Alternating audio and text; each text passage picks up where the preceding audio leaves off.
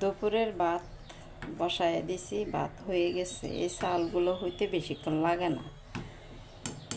ভাত হয়ে গেছে, একেবারে বলক আসার সাথে সাথে ভাতটা হয়ে যায়। আসসালামু আলাইকুম, সবাই কেমন আছেন? আশা করি ভালো আছেন।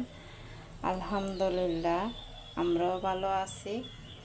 চলে আসলাম আরও একটা নতুন ভিডিও নিয়ে আপনাদের মাঝে হাজির হলাম। আজকের ভিডিওটা দুপুরে রান্না থেকে স্টার্ট করছি। ভাত হয়ে গেছে, ভাত নামা নেব, কারণ আর বাকি অংশগুলা ভাতে মার জড়ানোর সময় ভিতরে ভিতরে হয়ে যাবে। বেশি নরম করতে গেলে খেতে ভালো লাগে না। এই চালগুলা কেমন জানি।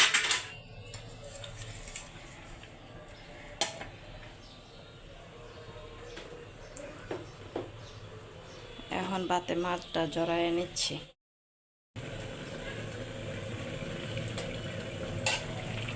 ভাত হয়ে যাওয়ার পরে দুন্দুল তরকারিটা বসায় দিছি। ওই দিন পরশু দিন রাত্রে দুন্দুল নিয়ে আসছিল। কালকে তো দুপুরবেলা খিচুড়ি রান্না করছি, পরে আর দুন্দুল রান্না করা হয়নি। আজকে রান্না করে নিলাম। এই যে পাবদা মাছ দিয়ে দুন্দুল দিয়ে মাছের কষিয়ে তারপরে রান্না করছি। আমি পাবদা মাছ ভেজে রান্না করি না। সবাই ভিডিওটা একটা লাইক দিবেন, শুরু থেকে শেষ পর্যন্ত দেখবেন। যারা সব সময় আমার ভিডিও দেখেন অসংখ্য অসংখ্য ধন্যবাদ। আর যারা নতুন এসেছেন আমার ভিডিও দেখার জন্য প্রথমে একটা লাইক দিবেন। ভিডিওটা শুরু থেকে শেষ পর্যন্ত দেখবেন। দেখতে দেখতে কোনো একটা অংশ যদি ভালো লাগে তাহলে সাবস্ক্রাইব করে রেখে দিতে পারেন। আমি পাবদা মাছগুলারে একটু পিস করে নিছি, লম্বা লম্বা তো এই জন্যে। আর ডাল রান্না করব। ওই যে কালকে রাত্রে আম নিয়ে আসছে, আম দিয়ে ডাল রান্না করব। কাঁচামরিচ নিছি, এই যে আমের অর্ধেক দিব, অর্ধেক আমার ছেলে খাবে।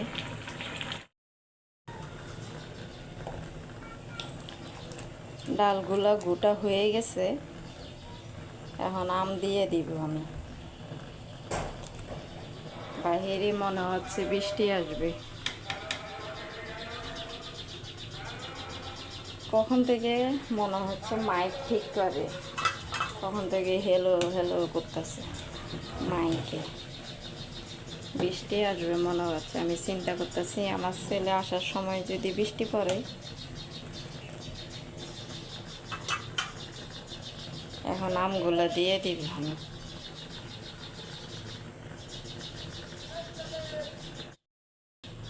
আম তো দিলাম কতগুলো, দেখেন একেবারেই মিষ্টি আম, একটুও টক নেই। আমি এতক্ষণ ধরে এমনি এমনি চাবাই চাবাই খাইছি এক পিস, কোনো লবণ ছাড়া একেবারে। এই আম যদি পাকে অনেক মিষ্টি হবে। এই যে ডাল বাগার দিয়ে দিব এখন। আর আম তো দিলাম, আমের কোনো গ্রান নেই এবং টক নেই। আমার হাজব্যান্ডের ফোন আসছে। 15।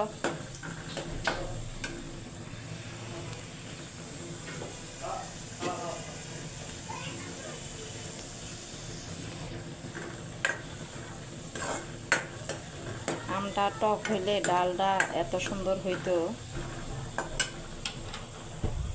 মিষ্টি তো।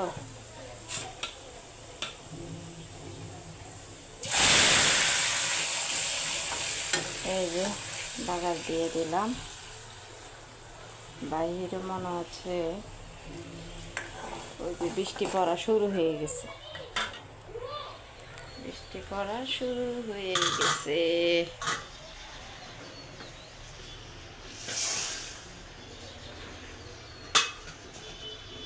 না জানি কিভাবে আসে, আল্লাহ জানে। আমার ছেলেটা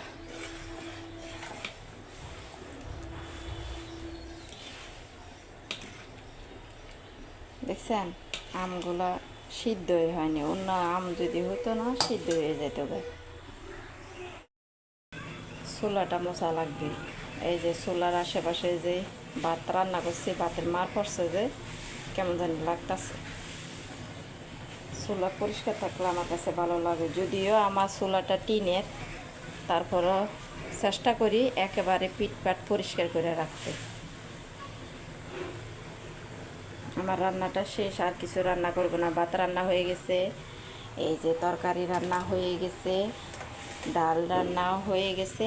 এখন আমি এই চুলাটারে একেবারে মুছেই পিটপাট করে নেব।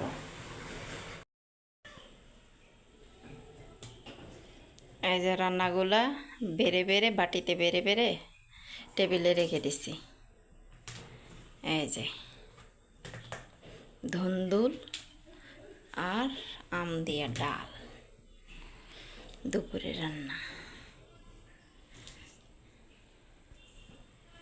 ধুন্দুল তরকারিটা আসলে একটা মজার তরকারি, অনেকে পছন্দ করে না। আমার ছেলে কিন্তু খুব খায়, অনেক বাচ্চারা কিন্তু ধুন্দুল খেতে চায় না। এই হলো আমার দুপুরের তরকারি।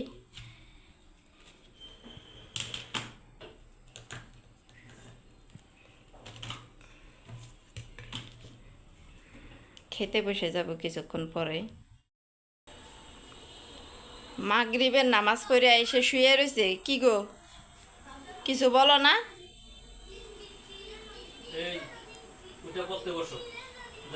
আর এখানে আমার হাজব্যান্ড এই যে নামাজ পড়ে এসে তবজি পড়তেছে। বাহিরে বাচ্চা কাচ্চাগুলো দেখো কি কয়, চিক চিক কি করেনি গেছে গা। আমার ওনার থেকে রং উঠতেছে।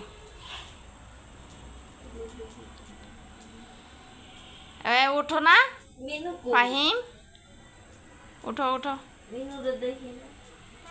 মিনু দেখি আজ কতদিন ধরে আসে না, আসলে কতদিন ধরে আসে না, কই গেছে আল্লাহ ছাড়া জানেন, কোন জায়গায় যে আছে।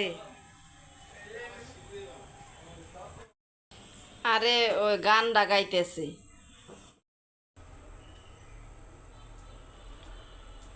দেখো কি দুষ্টমি করতেছে। ফাহিম যাও, পড়তে যাও। লাইট একটা দিয়ে কি দুষ্টমি করতেছে দেখো। আজকের জন্য ভিডিওটা এখানে শেষ করে দিব। আপনারা সবাই ভালো থাকবেন, সুস্থ থাকবেন, আমাদের জন্য দোয়া করবেন। আসসালামু আলাইকুম, আল্লাহ হাফেজ। আমার ছেলে দেখেন কি দুষ্টমি করতেছে, ওরে বলছি পড়তে বসার জন্য।